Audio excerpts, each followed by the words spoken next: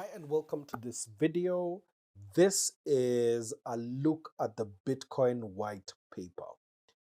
This is the most famous piece of document in the cryptocurrency space. And in this particular video, we are going to read through it. I will attempt to try and explain the parts that I'm able to understand, but also get that we are going through this together. If you have anything to add, please add it in the comments below. I'm hoping that with this kind of a video, you will be able to also say you read the Bitcoin white paper. So we'll go through it in full, all 9 pages of it, so that you will be able to also see what Satoshi Nakamoto said about Bitcoin, not just hearing it from other people on the internet. So let's get those credits rolling.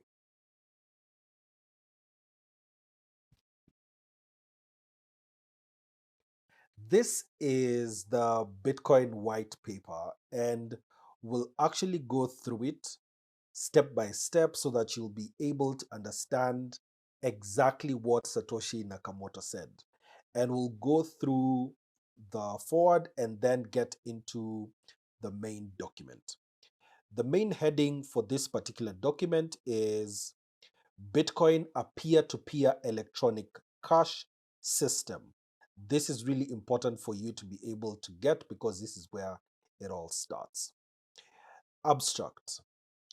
A purely peer-to-peer version of electronic cash would allow online payments to be sent directly from one party to another without going through a financial institution.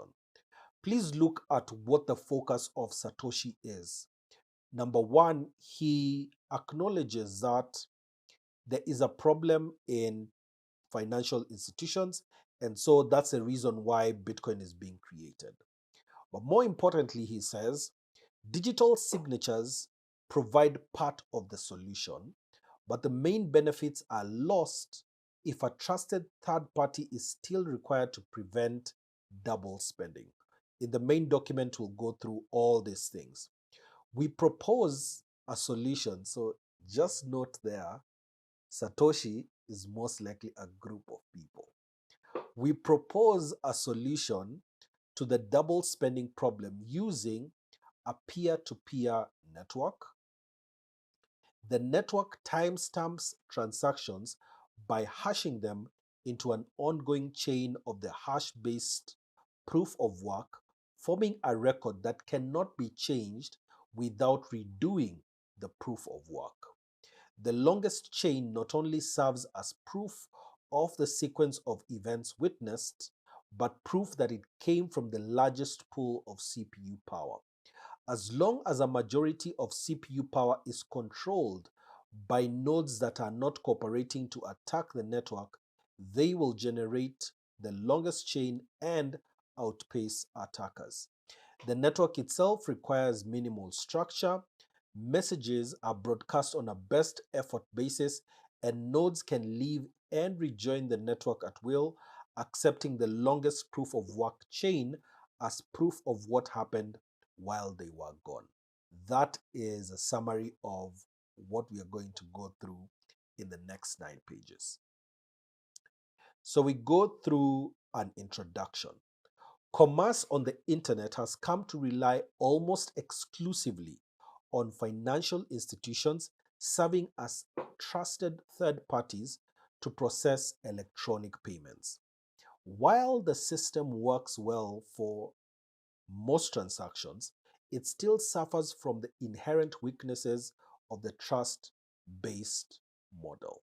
So what is the trust-based model? The trust-based model is basically any transaction to happen requires a third party to be able to verify transactions, and if there's any issue, they're the ones in charge of correcting the issue. So that's a trust-based system, but of course it has its own weaknesses.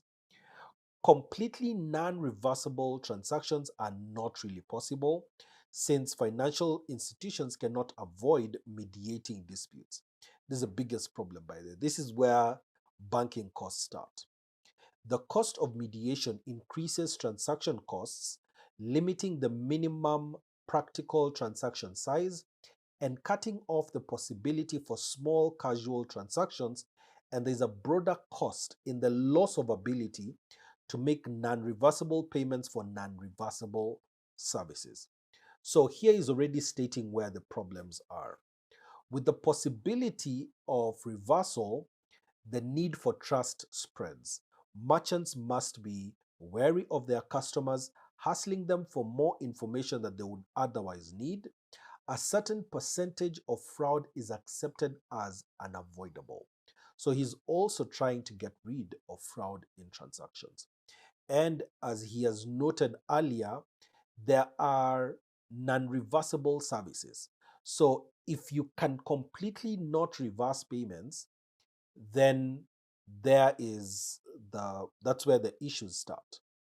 These costs and payment uncertainties can be avoided in person by using physical currency because you're actually there with the person, but no mechanism exists to make payments over a communication channel without a trusted party. So look at it this way. In order for there to be fully trust, there needs to be physical appearance. I'm seeing you, you have a service or you have a good, and I have the money. We actually exchange, the two of us. But that is not scalable because that means that if I want to transact with someone who is in a different country, I have to physically go there with my money because I don't trust them so that I can actually do that transaction, exchange the good or service with that particular person. But if I want now to do transactions with anyone around the world, there is no mechanism at the point of before Bitcoin, at this point, that there is no trusted party. You have to go through someone in the middle. You either use Visa or MasterCard, which are payment channels, or you go through banks which do RTGS or SWIFT. There has to be a person in between. Even using hawalas, which are a little outside the normal financial system, you still have the trusted third party, which is the hawala itself.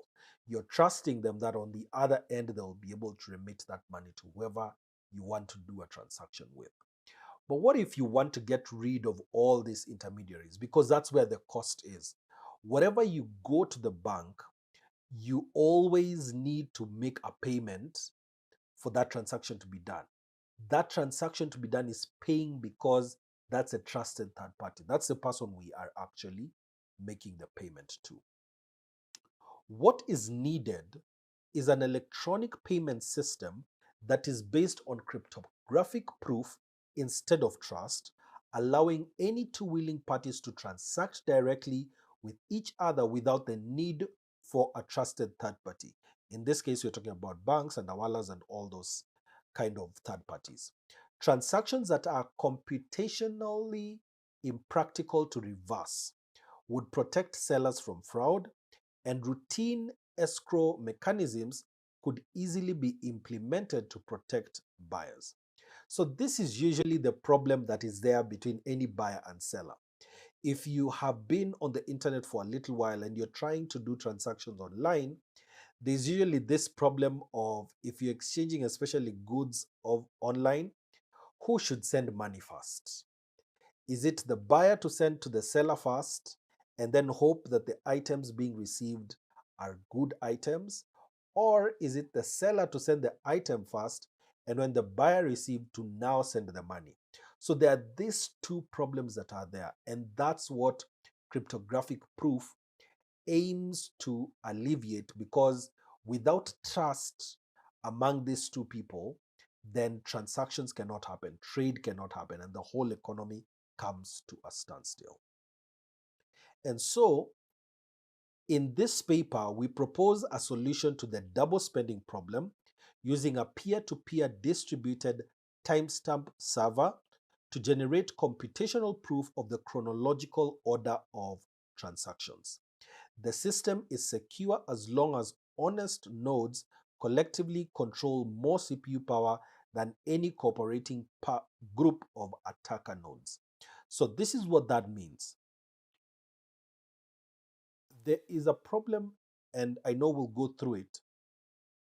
What is being proposed first is a peer-to-peer distributed timestamp server. This means that every single transaction that happens on this particular blockchain has a time of occurrence, and then that time of occurrence is ordered chronologically as those transactions are happening, and then that will be what will be used to generate computational proof. So we move to the next.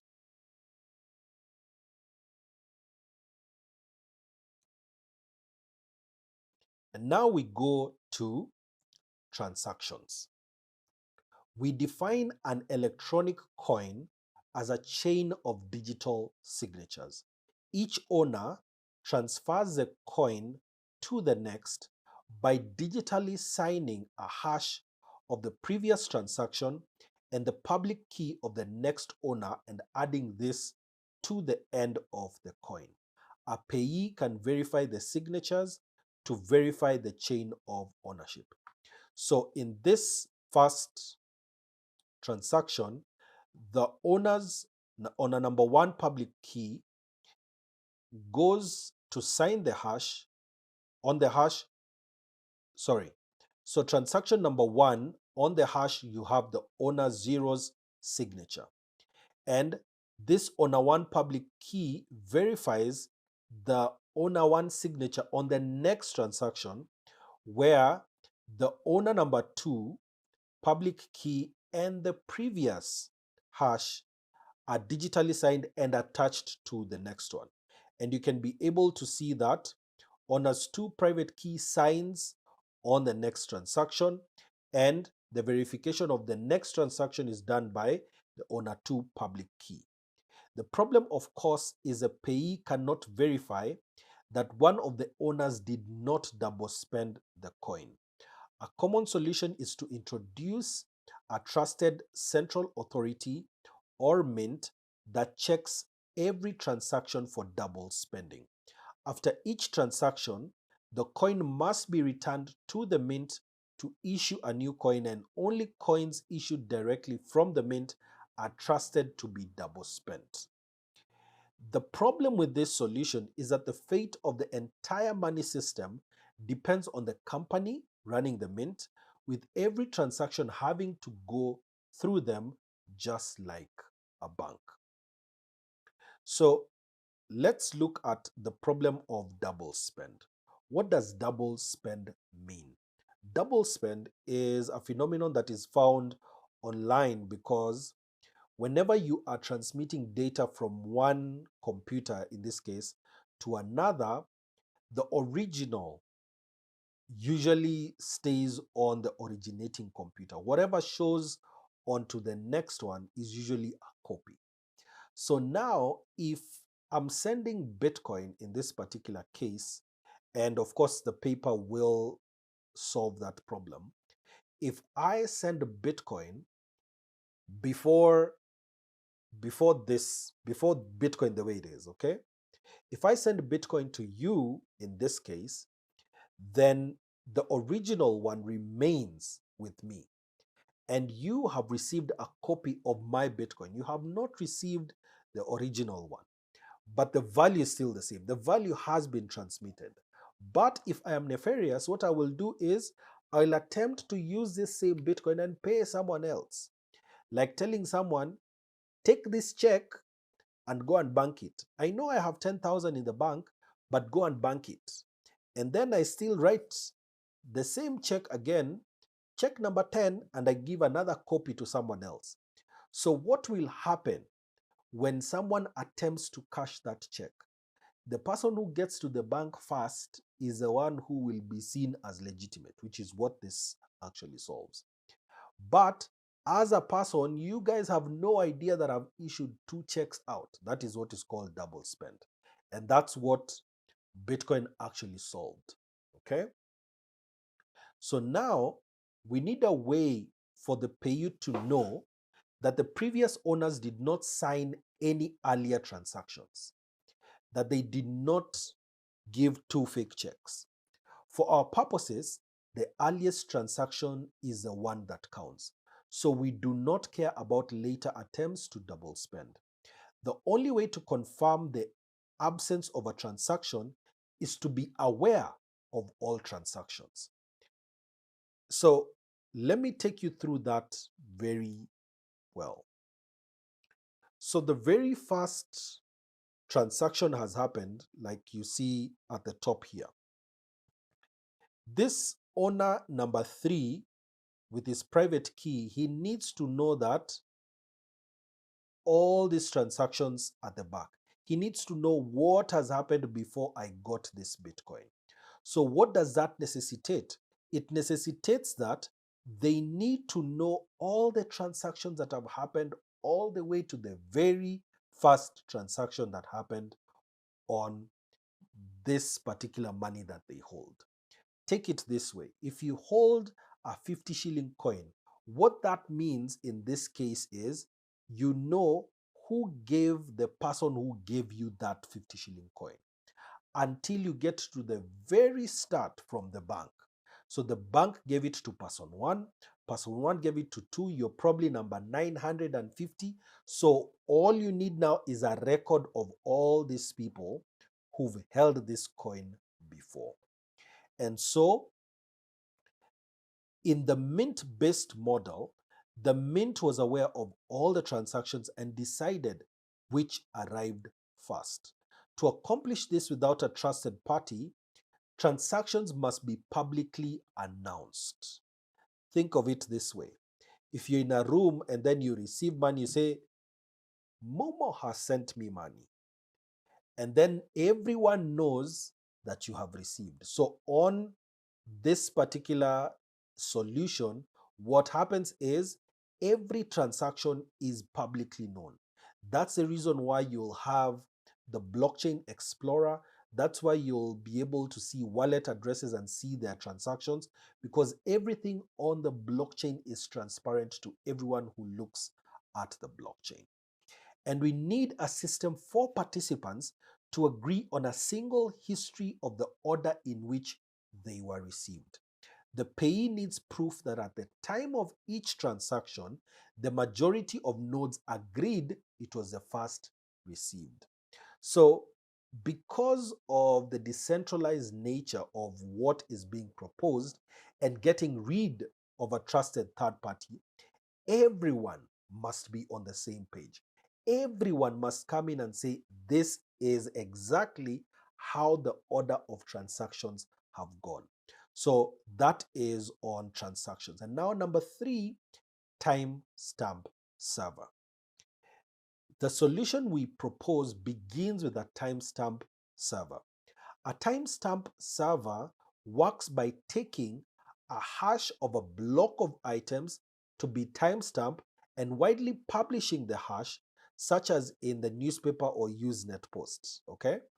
So the timestamp proves that the data must have existed at that time, obviously, in order to get into the hash. Each timestamp includes the previous timestamp in its hash, forming a chain with each additional timestamp reinforcing the ones before it. So this is what happens. In a period of time, what they are proposing is this. In a period of time, you will have a number of transactions that happen, say 10 minutes. So transaction 1 happens, transaction 2 happens, and every single transaction that happens, number 1 is given a time of occurrence. And the time of occurrence is also linked to the previous transaction that happened. And then these transactions are then put together into a block. And then what happens after that is all these blocks have something linking them with the previous block that happened. This linking between blocks is essentially what is called blockchain. Each timestamp includes the previous timestamp in its hash, forming a chain with each additional timestamp reinforcing the ones before it.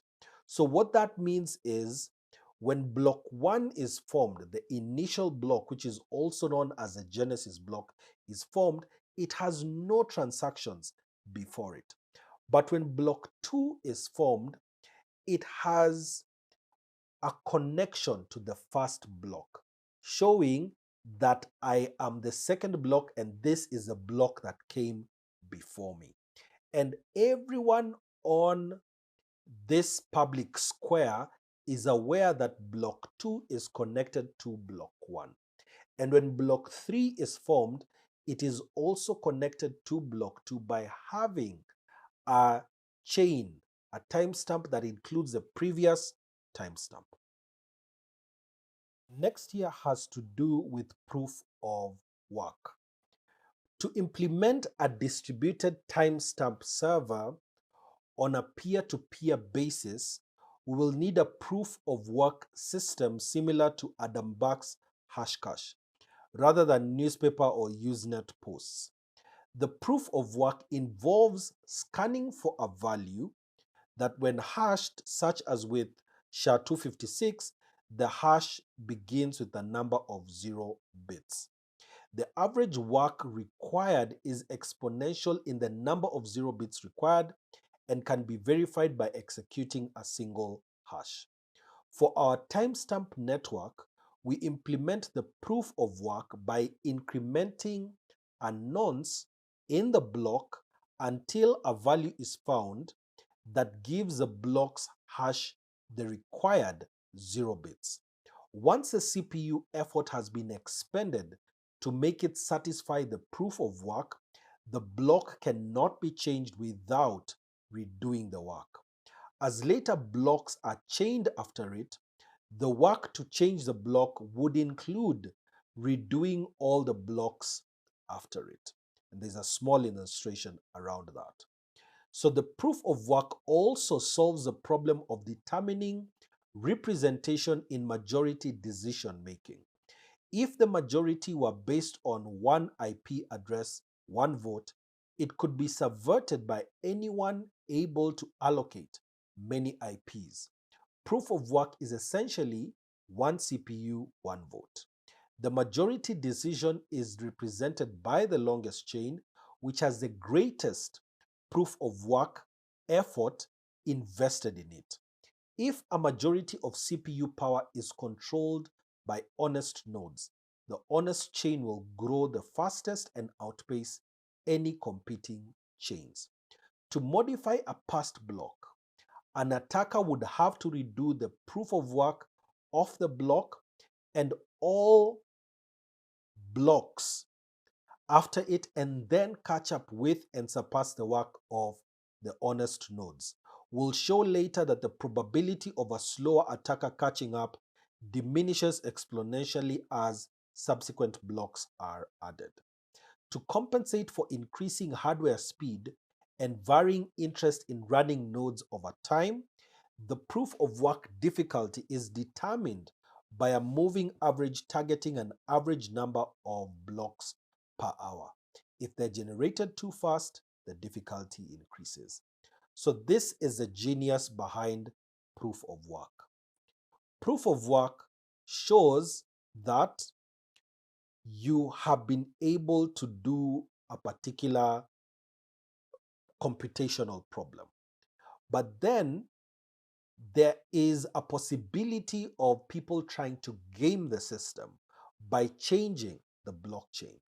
So as units are being generated, in order for your block to be accepted and rewarded consequently, you have to get the majority to say this is the actual answer to the computational problem.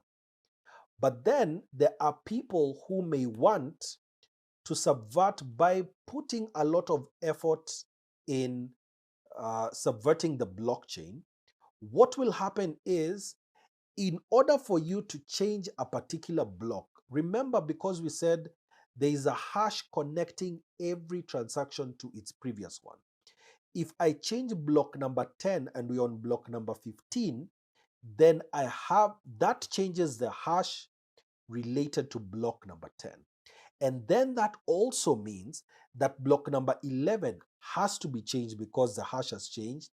And then block number 12 as well. So you have to solve all these blocks over and over again until you catch up, first of all, to the block being created as well as surpass it in order for you to take control of the blockchain, which with time it becomes harder and harder because there are more and more people who are witnessing what is going on. And then there is a fail safe mechanism that has been put in place where even if, because doing proof of work, and this is basically mining, doing mining is profitable. So what people will do is they'll try and get faster machines that can be able to compute even faster. But in order to maintain the integrity of the blockchain, there is a failsafe of difficulty in solving the computational questions that are there in this particular case.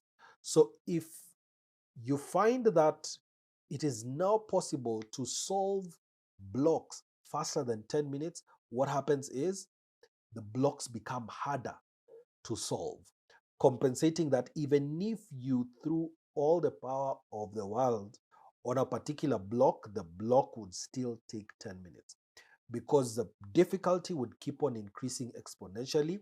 And so, anytime you want to see how many blocks have been created in 10 minutes in our case here, they will always be the same. It is one block being created every 10 minutes. And so number 5, now we go on to network. The steps to run the network are as follows. Number 1, new transactions are broadcast to all nodes. Number 2, each node collects new transactions into a block. Number 3, each node works on finding a difficult proof of work for its block. Number 4, when a node finds a proof of work, it broadcasts the block to all nodes. Number 5, nodes accept the block only if all transactions in it are valid and not already spent. Number 6, nodes express their acceptance on the block by working on creating the next block in the chain using the hash of the accepted block as the previous hash. Let me explain what that means. So, nodes are, in this case, like computers. So, you have different people who are trying to solve, to add onto the Bitcoin blockchain. This is essentially what miners are doing. They are trying to add onto the block with all these transactions. So first, what happens is within this 10 minutes, all these transactions, the new transactions, are sent to everyone. And you're told these are the new transactions that are there that are waiting to be added onto the blockchain. So the next thing that you do is everyone, like in an exam room, receives their paper and they collect all these transactions into a block. And then every person works on finding a difficult proof of work for this block, the block that I currently have. When I have solved and found the proof of work, I then tell everyone, hey, guys, I have finished, and now this is a proof of work. So then everyone else now looks at your proof of work, and the transactions there are valid and they have not been spent before. So we verify your work. And then once we have verified your work, you get rewarded with the new Bitcoin from the mint. And then once we have accepted your block, we now use your block as the previous block. So we take the hash and then it starts all over again from step number 1, where new transactions in the next 10 minutes are now broadcast again to all the nodes. Nodes always consider the longest chain to be the correct one and will keep working on extending it. If two nodes broadcast different versions of the next block simultaneously, some nodes may receive one or the other first. In that case, they work on the first one they received, but save the other branch in case it becomes longer. The tie will be broken when the next proof of work is found and one branch becomes longer. The nodes that were working on the other branch will then switch to the longer one. So what that means is, suppose by chance that simultaneous, like to the second, to the millisecond, there are two people who say, we have the block. I'm the one with the block. This is the person with the block. And it's a Solomonic kind of issue. So now what will happen is, because some nodes, because they are looking at the hash of the previous, the hash of the accepted block, some nodes will receive the hash of person one and the others will receive for person two. So they'll both continue with both.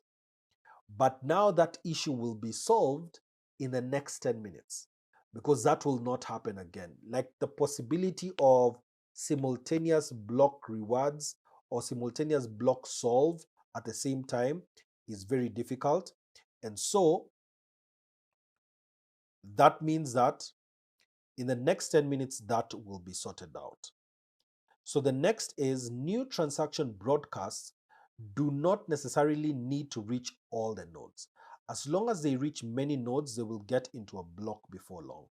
Block broadcasts are also tolerant of dropped messages. If a node does not receive a block, it will request it when it receives the next block and realizes it missed one. So all these are fail-safes that are available. Incentive. By convention, the first transaction in a block is a special transaction that starts a new coin owned by the creator of the block. This is what is usually known as the Genesis block.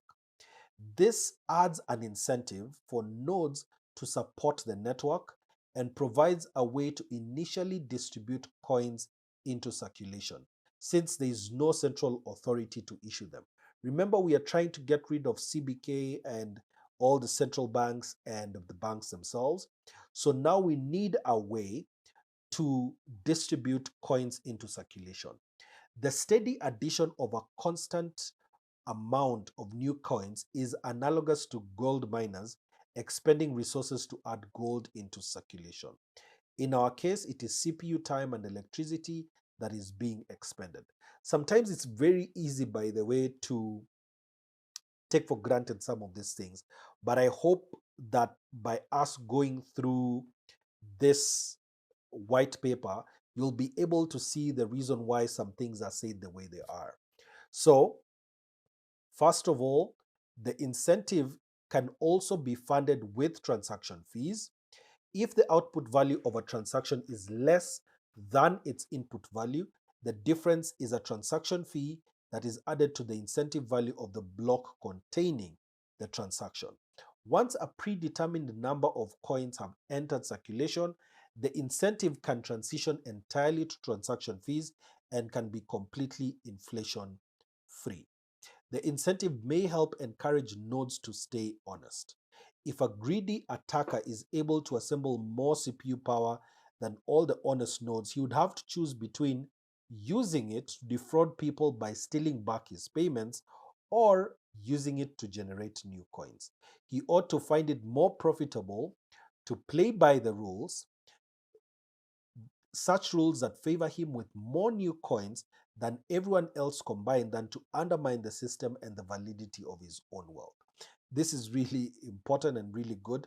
So, one thing that you need to understand first is, every 10 minutes, what happens is this: every 10 minutes, there is a new amount of Bitcoin that is released into circulation. At the time of recording this video, it is 6.25 Bitcoin that goes into circulation every 10 minutes.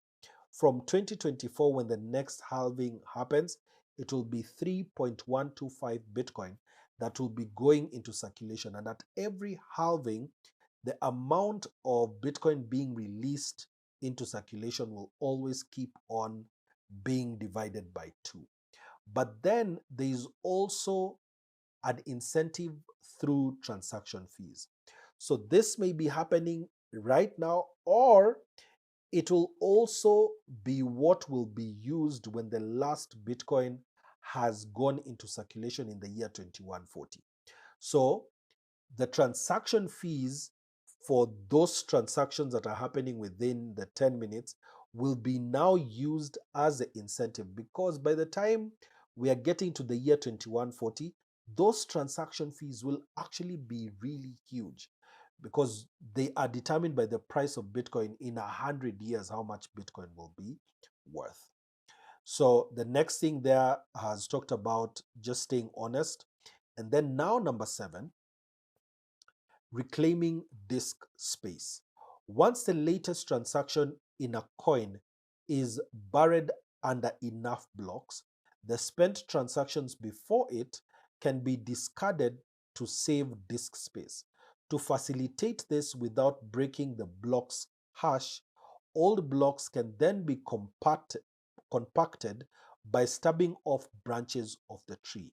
The interior hashes do not need to be stored, and the transactions hashed in a Merkle tree, and after pruning the first 2 transactions from the block. A block header with no transactions would be about 80 bytes.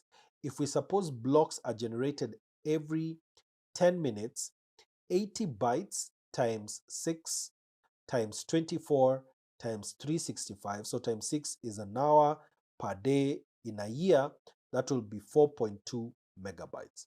With computer systems typically selling with 2 gigabytes of RAM as of 2008, and Moore's law predicting current growth of 1.2 gigabytes per year, storage should not be a problem even if the block headers must be kept in memory.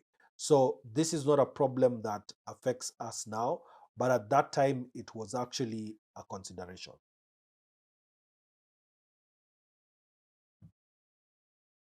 And so next, number 8 is simplified payment verification. It is possible to verify payments without running a full network node. A user only needs to keep a copy of the block headers of the longest proof of work chain, which he can get by querying network nodes until he is convinced he has the longest chain, and obtain the Merkle branch linking the transaction to the block its timestamp in. He can't check the transaction for himself, but by linking it to a place in the chain, he can see that a network node has accepted it, and blocks added after it further confirm the network has accepted it. This is just to avoid any issues with double spend. And the longest proof of work here, you can see the block head, the previous hash, and nonce and Merkle root are all there. As such, the verification is reliable as long as honest nodes control the network, but is more vulnerable if the network is overpowered by an attacker.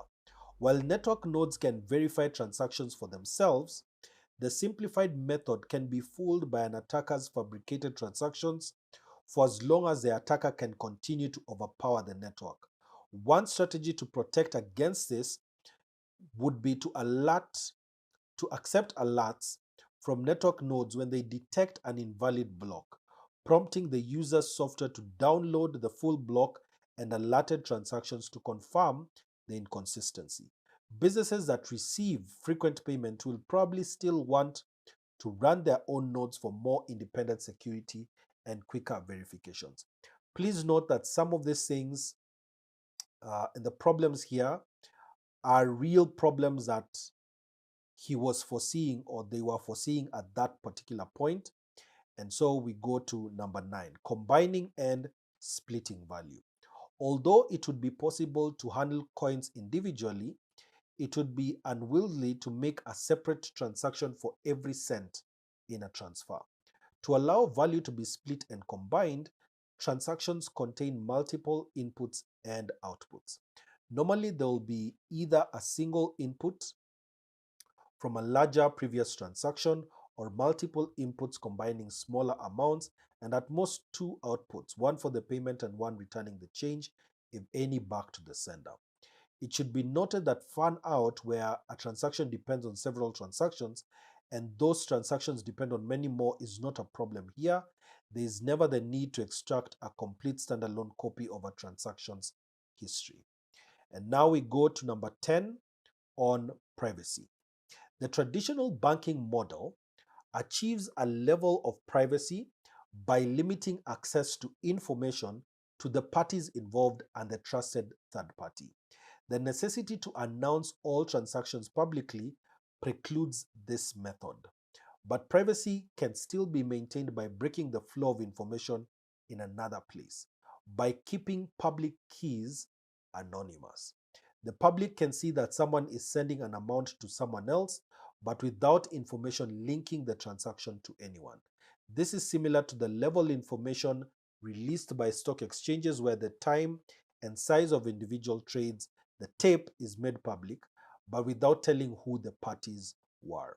So the traditional privacy models has identities linked to transactions, and then the trusted party is in the middle to the counterparty, and then you have the public outside. The new privacy model has identities on one side, and the transactions are the ones that are made public. So remember, much earlier we said that it's like you're standing in a square and then they're saying, this transaction has happened, this transaction has happened. But people cannot know who exactly is doing that transaction. So that gives you that level of pseudo anonymity, because again, the transaction is public, but the person doing the transaction is the one who is not public. And that's really important to be able to understand. As an additional firewall, a new key pair should be used for each transaction to keep them from being linked to a common owner. Some linking is still unavoidable with multi-input transactions, which necessarily reveal that their inputs were owned by the same owner. The risk is that if the owner of a key is revealed, linking could reveal other transactions that belong to the same owner. So that is really important, that a new key pair should be used for each transaction. So we go to calculation. This is where the math actually starts. We consider the scenario of an attacker trying to generate an alternate chain faster than the honest chain. Even if this is accomplished, it does not throw the system open to arbitrary changes, such as creating value out of thin air or taking money that never belonged to the attacker. Nodes are not going to accept an invalid transaction as payment, and honest nodes will never accept a block containing them. An attacker can only try to change one of his own transactions to take back money he recently spent. The race between the honest chain and an attacker chain can be characterized as a binomial random walk. The success event is the honest chain being extended by one block, increasing its lead by +1, and the failure event is the attacker's chain being extended by one block, reducing the gap by -1. The probability of an attacker catching up from a given deficit is analogous to a gambler's ruin problem. Suppose a gambler with unlimited credit starts at a deficit and plays potentially an infinite number of trials to try to reach break even. We can calculate the probability he ever reaches break even, or that an attacker ever catches up with an honest chain, as follows. P is a probability an honest node finds the next block. Q is a probability the attacker finds the next block. And QZ is the probability the attacker will ever catch up from Z blocks behind. So that is, QZ is 1 if the probability of an honest node finding the next block is less than or equal to the probability of the attacker finding the next block.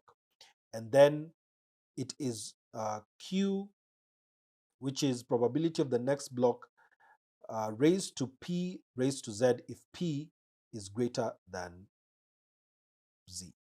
Given our assumption that the probability an honest node finds the next block is greater than the probability of the attacker finding the next block, the probability drops exponentially as the number of blocks the attacker has to catch up with increases.